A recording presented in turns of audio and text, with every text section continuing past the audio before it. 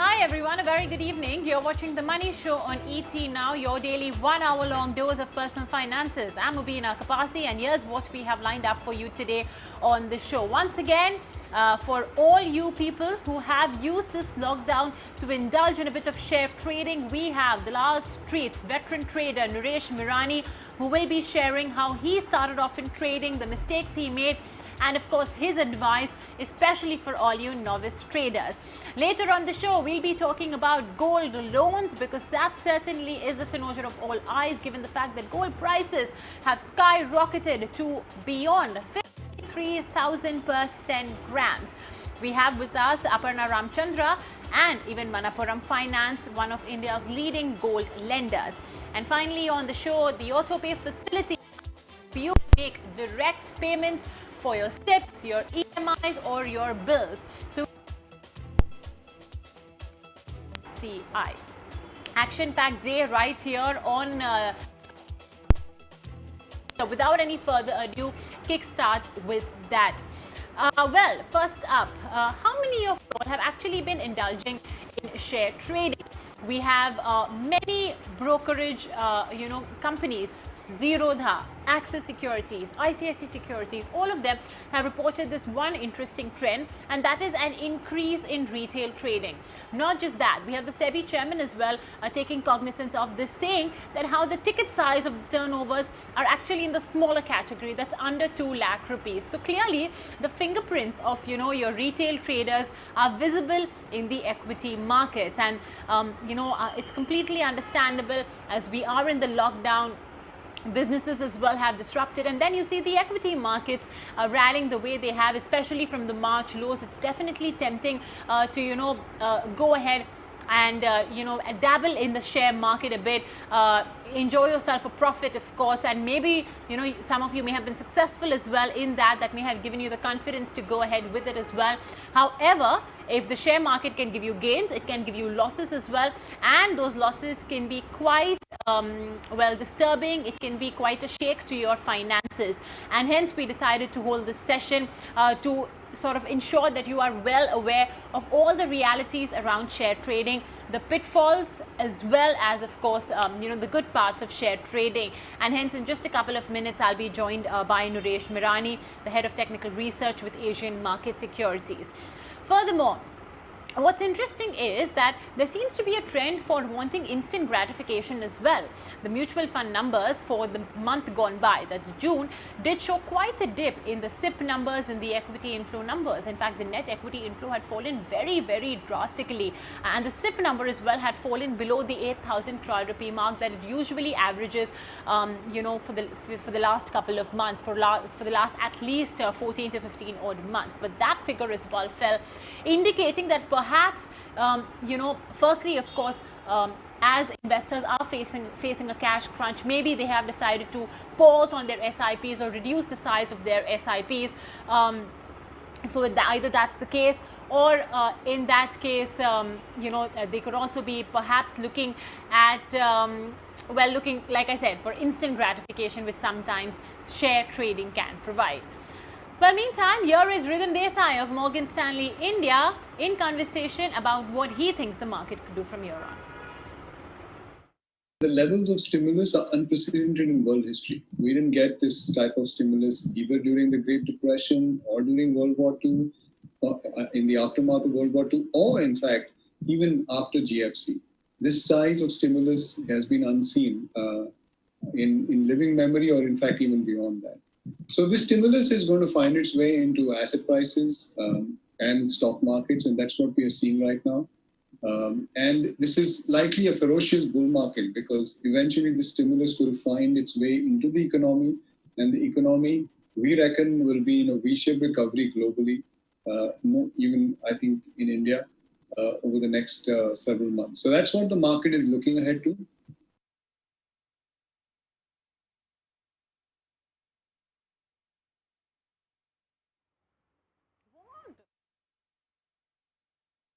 Okay, so that's of course Rhythm Desai talking about the India market strategy, among many other things. Well, meantime, Interesting to note that we have, like I mentioned, seen quite a bounce in the equity markets. The Nifty actually has bounced from the lows of March and rallied almost 40 odd percent all the way till here, and that is something that's definitely caught the eye of the bored Indian common man. And it's interesting to note that even though he or she may not be having much experience, in the equity markets, they have decided that this lockdown could perhaps be a great way to learn about trading, and well, perhaps try to make a buck or two as well over there. But let's welcome now on board Naresh Mirani, the head of technical research with Asian Market Securities. Naresh, lovely having you with us today on the Money Show. Many thanks for joining in. So, I'm sure you as well have observed this trend where a lot of, Indians amidst this lockdown have decided to dabble in the share markets. Let's start off first, Naresh, with your experience in the share markets. You've got a long career, of course. You've seen the ups and the downs of trading on the Lal Street. So let's start off with your experience, from which I'm sure a lot of our viewers will derive lots from. Yeah, so I started trading because when I was in my engineering third year, when we have exams of engineering, other stream people would not have exams. So in that time when I was free, that time everyone else was busy. So in those times, that is when I got into markets, got in touch with my mama, Mr. N.S. Fidai, who's my mentor. So that's how I also started in markets. So everyone starts in markets for various reasons. Somebody has started now in the lockdown. Somebody would have started because of their entry into mutual funds a few years back and now getting into equities.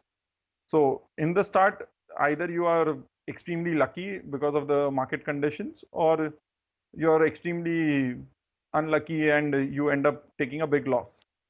So I started off in 2004 shorting the markets, and that is when I learned.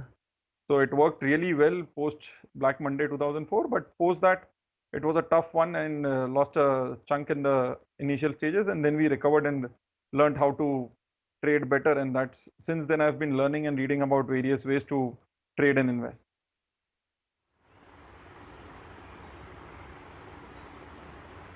It's interesting, Naresh, that for many individuals, it's not like they started off with this passion to trade, but it just sort of fell in their lap, or they had a little bit of free time, and hence they decided to, sort of dabble in the share market. A lot of individuals are doing that right now as well. Naresh, it's a very important point you mentioned. You shorted the market in 2004, then we had Black Monday. So I'm sure that must have given you this big validation that, you're meant to do this, or a big amount of confidence as well that yes, this is the right path for you, because you made that right decision. But however, how can our the viewers who are watching, who are dabbling in the share market, how can you distinguish between something just sometimes being called a lucky guess, or something that you realize that okay, you are good at this and sort of gives you confidence? Because the share market is such that it can give you this false sense of confidence as well, or overconfidence, which can be extremely dangerous. So there is a simple way to look at it, because what happens in the markets when you come in, you make money, you think you are right. So like I was saying this, if I'm right 80% or 90% of the time in my trades, I'm not right, the market is in a great trend. So what happens is people, those who would have come fresh in March, April, May, would have done well in the last 3-4 months if they've been on the long side. And because the market has been great overall in terms of number of stocks going up. So 80% of the stocks are up almost from March, April to the current times. So that is, it's like you have to look at not what happened, but what you were doing. So today you may be right, but logically speaking, what do you know about the markets? Do you know about how to analyze markets, how to look at markets? Do you have some risk management? Because in the initial stages, what happens is if you have gone wrong, you may just run away from the markets. You've gone right, you may stick in the market. In either cases, what we suggest is it's a good thing to learn about technical analysis, fundamental analysis, read about the markets instead of just participating in the markets, because otherwise it will take your, say, it will hit you sometime in the future because you have none of the practices which are needed to ride out the market trend.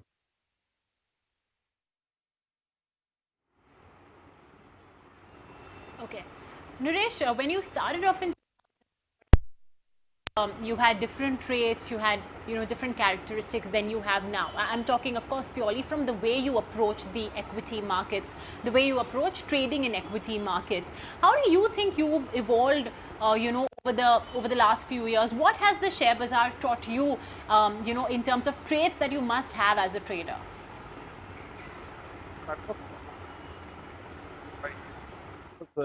Say it was not as easy to trade the markets in terms of trading from home. So we used to have a dial-up connection, and internet connectivity, etc., was not as at super speeds like what it is right now. And it was a great time because post the initial hiccup in 2005, 2006 onwards, this was a crazy bull market wherein whatever you touched did really well. The major changing point for me was in 2008, wherein I got out of the markets on the way down, and luckily did not take a big hit. And when I looked back into 2009 and looked at my portfolio, which had really made me money, some of these companies actually went defunct and went all the way to zero.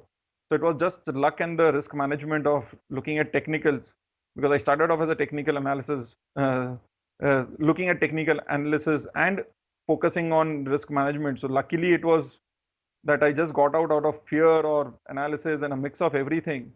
And then realized in 2008-9 that what I had bought, I was just extremely lucky, because some of these companies actually are now delisted also, and some of them were 5-baggers for me in those periods. Suppose that I learned about fundamentals also. I've been meeting investors over the last 8 to 10 years across various industries also, in terms of whether they are from the buy side, sell side, and individual investors. So, and in that period, over the last few years, I've also learned about fundamentals, mixing fundamentals and technicals. Then over the last few years, I've been looking into derivatives, options. So I have to keep evolving and keep learning. But one of the biggest learning was that you need to focus on what you're doing as a process, not as what is the outcome. Because in the first few months of the initial, acquaintance with the market, it could just be luck or bad luck or whatever be it, because you've just put on the trades. So like 2004, because I got very interested in the markets, because when I heard my mentor and his friend discuss whether BJP comes or Congress comes, the markets are set to fall because it's in a downtrend. And they actually fell after that. And we kept on shorting that move. And then when we got whipped out real bad in 2004, mid to end of it, we took a big hit, because we thought the only way to make money is to short and wait for a double dip again. Why am I saying so is because we are back in 2020, and a lot of people would be shorting for a big double dip, which may or may not come. So that is where risk management is necessary. So over the years, one evolvement has been, you have to be, so no capital market. So you have to conserve capital. So that is the way you look at it. Even if you have, lost 30 to 70% in a bear market, with the rest of the 30%, you can still recover as an investor. But if you've lost all of the money while leveraging or averaging into bad companies, you can never come back. So that is the core thesis, that never lose the full capital and keep on learning over the years.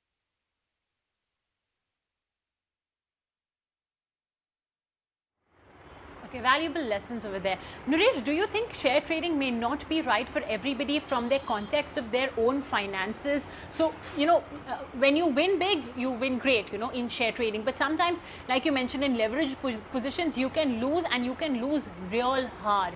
So, do you think that for those who have many payment obligations, maybe have a family that they have to support, do you think that they should limit their trading, or they should avoid it completely? Because in case of a downside, the downside as well could be extremely big, like maybe the kind you faced in 2004, and he may not have the capacity to handle that kind. So one of the one of my statements which I always make is, an individual investor loses money either by averaging or by leveraging. So when I say by averaging is, people bought into Kingfisher Airlines even after it was shut. People bought into Jetways even after it was shut. People have bought into Yes Bank even when on the way down. Similarly, on leveraging, when people end up taking a lot of derivative positions where you're leveraged up to 5x, you just need one bad hit, say a stock move being 20% or 10% gap up or a gap down against you or over a period of time. So you can lose all your capital in that cases. And in the same way, if you keep on averaging a lot of bad companies, you can lose 80, 90, 100% of your capital. So that is one part that you never leverage a lot or average a lot, stay with the trend. And secondly, one has to look at trading in terms of their personal finances, in terms of one is a lot of people only look at personal finance as the reason to decide to trade. One of my key observations is how much amount of time you are putting into the trading part of it and how much of the capital is involved in it. So many a times what I see is a lot of friends have been trading actively over the years and spending quite a few hours in a day, and their capital is not even 20% of their salary or 50% of their salary. So even if you have a great year, you make 100% of your capital, it's like going to be a 10, 15%, 20% raise on your income. So, but if you're ending up giving up 30% of your time in a day, it just doesn't make sense. So one is your financial goals, one is your personal goals also in terms of time.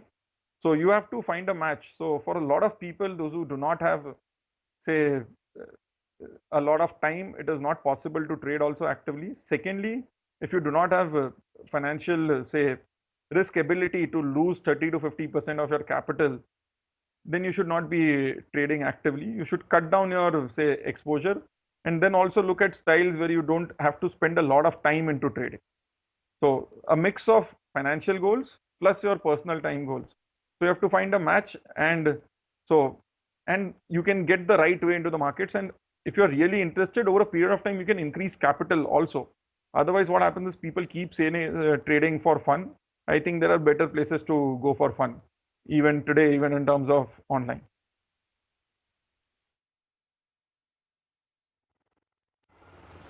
So, Naresh, Naresh, it's a very important point you mentioned about, capital in terms of time and money that should be put into trading. A lot of our viewers who, like I mentioned, using this lockdown to sort of trade, they actually have different businesses. They have completely different professions that they may be, practicing. But they're trading right now because of, their businesses being shut because of the lockdown or for whatever reason.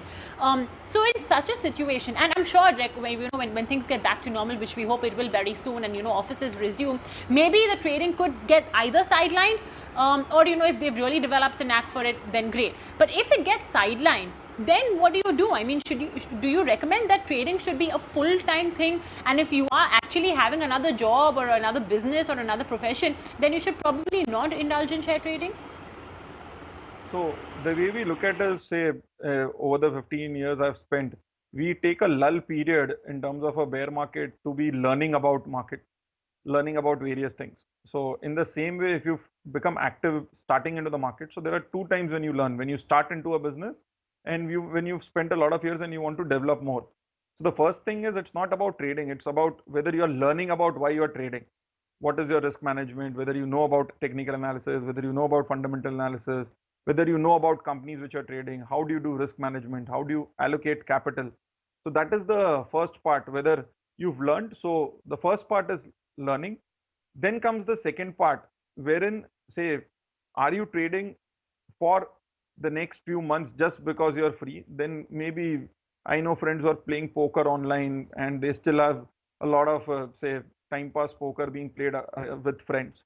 So you have better ways to entertain yourself if you are only looking for entertainment, because in everywhere else you do, you'll get only entertainment in terms of, say, if you are playing cards or you're doing various things. But when you come into markets and you start trading, you also get all the emotions attached with it. You also get the pressure of performing and various things. And that's why you have to look at it. If you're getting into trading today, is it just a 3 month, 6 month, say, because you have time today, or you are looking at it as a style where you deploy some part of your capital, which will be and will keep on increasing over a period of time. So today maybe you have put X amount, and in the next 2 years you want to make it 5X, and then create a nice system wherein you don't need to give a lot of time into trading, and it is something which creates income as well as wealth for you over a period of time. So you have to look at it not as a 3 month, 6 month thing for time pass. I think there are better ways to pass your time than trading.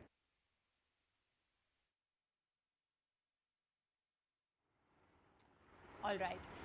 Um, Naresh, just one final question before I let you go. You know, like you mentioned, when you started off, or rather, what pushed you to explore the world of share trading was a conversation you heard, with your mentor and his friend. Now, of course, everybody would not be having a mentor, maybe who's already in share trading. So, where would you recommend they procure knowledgeable resources from? I mean, what are the books or anything that you've seen or you've read you would recommend to our viewers, and any advice that you have for some of the people who've started trading during this lockdown? So, back in the day when I started and I wanted to meet people, there were very few people who were actively trading or investing. So I remember to get into a training program also on technical analysis, it was difficult because there were only a few trainers and it was not as easy. Now, today, 15 years later, I've actually met investors who've spent 30 years into the market just by doing a direct message on Twitter or any of the social media. So there are way too many places where people have been writing about markets. So now you have a lot of, say, online curriculum which is there. So a Zerodha Varsity is there, and every broker has a lot of curriculum on what is technical analysis, what is fundamental analysis. And there are so many blogs and websites. There are books also. There are a lot of books which are written on technicals and fundamentals. But I would say first read what are the basics, and then when you realize, okay, where are my interests in terms of the markets, then go reading into a Peter Lynch to start with on fundamentals. Then you pick up any book on technical analysis, because most of these books are written and are classics and which have been around for a long time. So you can pick up any of them, whichever say suits you. So I would say first read up on what is the market, and then go further in terms of where your say interests are. But try to, and overall in the end, it is not about how you look at the markets, whether it is there for you as a temperament. So for example, long-term investment is not for somebody who cannot hold on to equities patiently. So you have to either change your temperament or accept your temperament. This is how I am, and move around. In the same way, a leverage trading is not for someone who can't control his emotions. So you have to find something which suits your temperament and accordingly allocate capital, dividing into buckets in terms of what you can digest. So I would say read up on online curriculum which is there on websites. Social media nowadays, there are so many say people, those who write on various topics related to trading. So I would say start off with people who've written good blogs on Twitter and social media. Start following a few people. In the same way, pick up a classic book by Peter Lynch on fundamental analysis. Pick up a John Murphy on technical analysis. So, and then start off your approach. And in the end, it is going to be how it is more a practical way when you do it yourself. So it's like if you're trading paper trading, there is no emotions involved. So when you trade your way into the markets, you learn over a period of time. So you can't get into any profession or anything even part time in a Well, very quick. experience. True, experience is the best teacher, that's for sure. But Naresh, sure, go ahead, make your last point, Naresh. It takes a few years. So for example, even if you have any other hobby, you can't end up learning playing guitar in a week or two. So it takes a few years in terms of hobby, in terms of sports, in terms of professions. So I would say give yourself time, learn about the market. So take your time and give your time.